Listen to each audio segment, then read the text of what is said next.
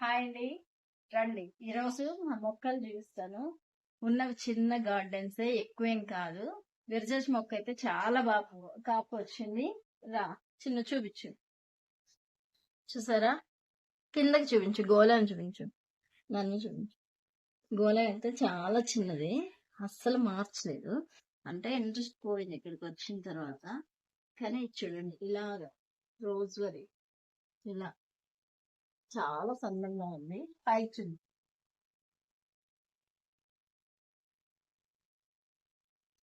చూసారా, చాలా బాగా పూస్తుంది చక్కగా. ఇలా అప్పుడప్పుడు సరే ఇడ్లీ కొంచెం చూసుకుంటూ ఉంటాను అనమాట. చాలా బాగా. చూడండి, ఇది వచ్చేసి పుదీన్ వేసాను మంచి, అది కలిగిందన్నమాట. అంతే, ఇంకేం వేయలేదు. ఎందుకంటే చాలా మొక్కలు అయితే వేసాను, అవన్నీ కూడాను పువ్వులే తీస్తాను ఇప్పుడు. చూడండి, చాలా బాగా వచ్చాయి. స్మెల్ అయితే సూపర్ అనమాట. చెట్టుకి అయితే ఏ పువ్వులు ఉంచట్లేదు.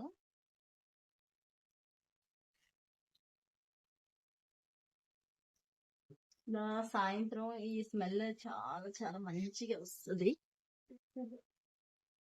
వదిలేండి,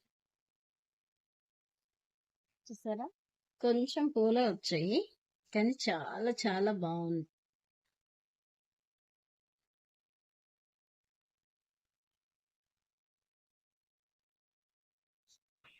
పూలను చూపించు. మాల కడితే చాలా తక్కువ పూలు, అందుకనే నేను ఇలా పిన్నుతోని పెట్టుకుంటున్నాను. విరజాజులు ఇష్టం ఉండదు ఎవరికండి, చాలా బాగుంటది. సాయంత్రం అయితే విరజాజులు పెట్టుకుంటే చాలా చాలా స్మెల్ వస్తుంది, తలంతా కూడా పట్టేస్తుంది అదే వాసన.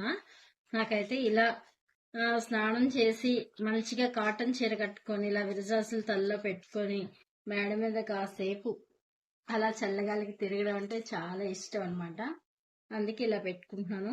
మా వారికి కూడాను విరజాజులు అంటే చాలా ఇష్టం.